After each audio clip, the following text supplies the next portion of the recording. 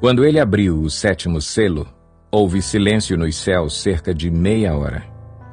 Veio os 7 anjos que se acham em pé diante de Deus. A eles foram dadas 7 trombetas. Outro anjo que trazia um incensário de ouro aproximou-se e se colocou em pé junto ao altar.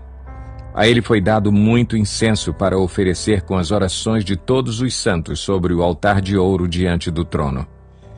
E da mão do anjo subiu diante de Deus a fumaça do incenso com as orações dos santos. Então o anjo pegou o incensário, encheu-o com fogo do altar e lançou-o sobre a terra, e houve trovões, vozes, relâmpagos e um terremoto. Então os 7 anjos que tinham as 7 trombetas prepararam-se para tocá-las. O primeiro anjo tocou a sua trombeta, e granizo e fogo misturado com sangue foram lançados sobre a terra. Foi queimado 1/3 da terra, 1/3 das árvores e toda a relva verde.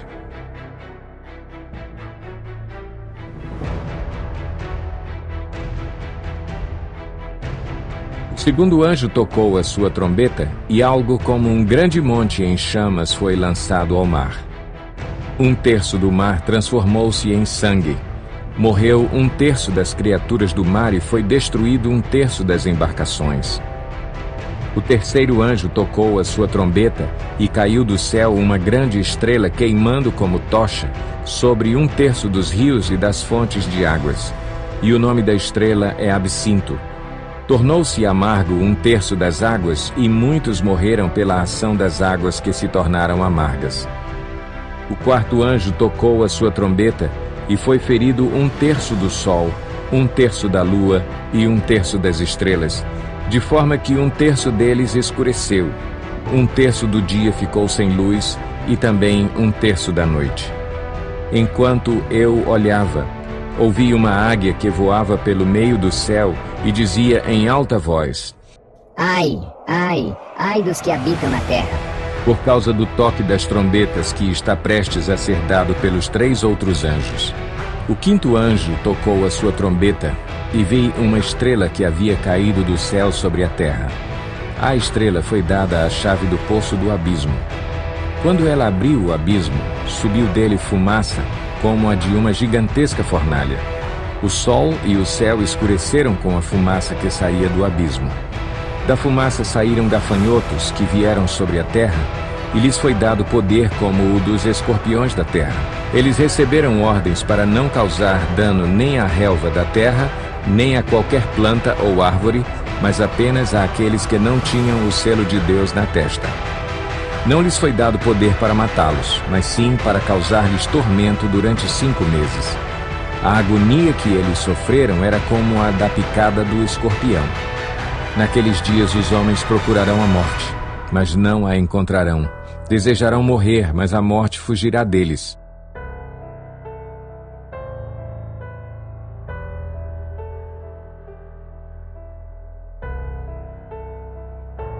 Os gafanhotos pareciam cavalos preparados para a batalha. Tinham sobre a cabeça algo como coroas de ouro, e o rosto deles parecia rosto humano. Os cabelos deles eram como os de mulher, e os dentes como os de leão. Tinham couraças como couraças de ferro, e o som das suas asas era como o barulho de muitos cavalos e carruagens correndo para a batalha. Tinham caudas e ferrões como de escorpiões, e na cauda tinham poder para causar tormento aos homens durante 5 meses. Tinham um rei sobre eles, o anjo do abismo, cujo nome em hebraico é Abaddon e em grego Apolion. O primeiro ai passou, 2 outros ais ainda virão. O sexto anjo tocou a sua trombeta e ouvi uma voz que vinha das pontas do altar de ouro que está diante de Deus. Ela disse ao sexto anjo que tinha a trombeta: Solte os 4 anjos que estão amarrados junto ao grande rio Eufrates. Os 4 anjos que estavam preparados para aquela hora, dia, mês e ano foram soltos para matar 1/3 da humanidade. O número dos cavaleiros que compunha os exércitos era de 200 milhões. Eu ouvi o seu número. Os cavalos e os cavaleiros que vi em minha visão tinham este aspecto. As suas couraças eram vermelhas como o fogo, azuis como o jacinto e amarelas como o enxofre. A cabeça dos cavalos parecia a cabeça de um leão, e da boca lançavam fogo, fumaça e enxofre. 1/3 da humanidade foi morto pelas 3 pragas, de fogo, fumaça e enxofre que saíam das suas bocas. O poder dos cavalos estava na boca e na cauda, pois as suas caudas eram como cobras. Tinham cabeças com as quais feriam as pessoas. O restante da humanidade que não morreu por essas pragas, nem assim se arrependeu das obras das suas mãos. Eles não pararam de adorar os demônios e os ídolos de ouro, prata, bronze, pedra e madeira. Ídolos que não podem ver, nem ouvir, nem andar. Também não se arrependeram dos seus assassinatos, das suas feitiçarias, da sua imoralidade sexual e dos seus roubos. Então vi outro anjo poderoso que descia dos céus. Ele estava envolto numa nuvem e havia um arco-íris acima de sua cabeça. Sua face era como o sol e suas pernas eram como colunas de fogo. Ele segurava um livrinho que estava aberto em sua mão. Colocou o pé direito sobre o mar e o pé esquerdo sobre a terra, e deu um alto brado como o rugido de um leão. Quando ele bradou, os 7 trovões falaram. Logo que os 7 trovões falaram, eu estava prestes a escrever, mas ouvi uma voz dos céus que disse: "Cele o que disseram os 7 trovões, e não o escreva." Então o anjo que eu tinha visto em pé sobre o mar e sobre a terra, levantou a mão direita para o céu e jurou por aquele que vive para todo o sempre, que criou os céus e tudo o que neles há, a terra e tudo o que nela há, e o mar e tudo o que nele há, dizendo: Não haverá mais demora, mas nos dias em que o 7º anjo estiver para tocar sua trombeta, vai cumprir-se o mistério de Deus, da forma como ele o anunciou aos seus servos os profetas. Depois falou comigo mais uma vez a voz que eu tinha ouvido falar dos céus. Vá, pegue o livro aberto que está na mão do anjo que se encontra em pé sobre o mar e sobre a terra. Assim me aproximei do anjo e lhe pedi que me desse o livrinho. Ele me disse: Pegue-o e coma-o. Ele será amargo em seu estômago, mas em sua boca será doce como mel. Peguei o livrinho da mão do anjo e o comi. Ele me pareceu doce como mel em minha boca, mas, ao comê-lo, senti que o meu estômago ficou amargo. Então me foi dito: É preciso que você profetize de novo acerca de muitos povos, nações, línguas e reis.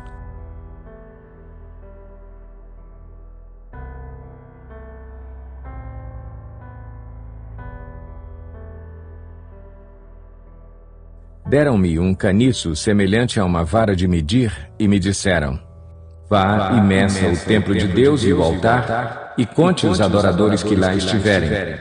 Exclua, porém, o pátio exterior. Não o meça, pois ele foi dado aos gentios. Eles pisarão a cidade santa durante 42 meses.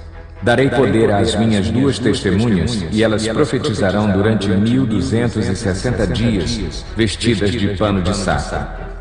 Estas são as 2 oliveiras e os 2 candelabros que permanecem diante do Senhor da terra. Se alguém quiser causar-lhes dano, da boca deles sairá fogo que devorará os seus inimigos. É assim que deve morrer qualquer pessoa que quiser causar-lhes dano. Estes homens têm poder para fechar o céu, de modo que não chova durante o tempo em que estiverem profetizando, e têm poder para transformar a água em sangue e ferir a terra com toda sorte de pragas, quantas vezes desejarem. Quando eles tiverem terminado o seu testemunho, a besta que vem do abismo os atacará, e irá vencê-los e matá-los. Os seus cadáveres ficarão expostos na rua principal da grande cidade, que figuradamente é chamada Sodoma e Egito, onde também foi crucificado o seu Senhor. Durante 3 dias e meio, gente de todos os povos, tribos, línguas e nações contemplarão os seus cadáveres e não permitirão que sejam sepultados. Os habitantes da terra se alegrarão por causa deles e festejarão, enviando presentes uns aos outros, pois esses 2 profetas haviam atormentado os que habitam na terra. Mas, depois dos 3 dias e meio, entrou neles um sopro de vida da parte de Deus, e eles ficaram em pé, e um grande terror tomou conta daqueles que os viram.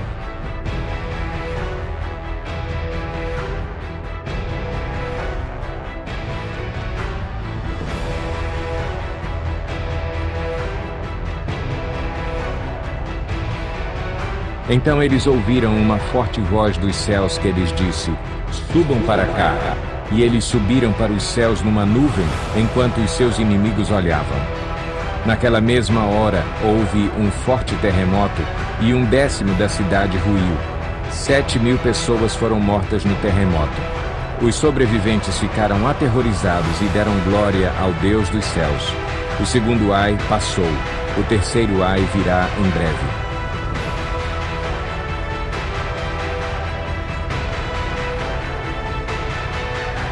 O sétimo anjo tocou a sua trombeta, e houve fortes vozes nos céus que diziam: o reino do mundo se tornou de nosso Senhor e do seu Cristo, e ele reinará para todo o sempre.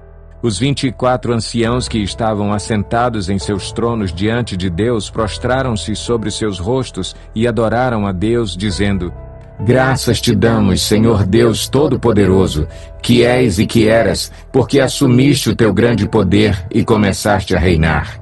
As nações se iraram, e chegou a tua ira. Chegou o tempo de julgares os mortos e de recompensares os teus servos, os profetas, os teus santos e os que temem o teu nome, tanto pequenos como grandes, e de destruir os que destroem a terra.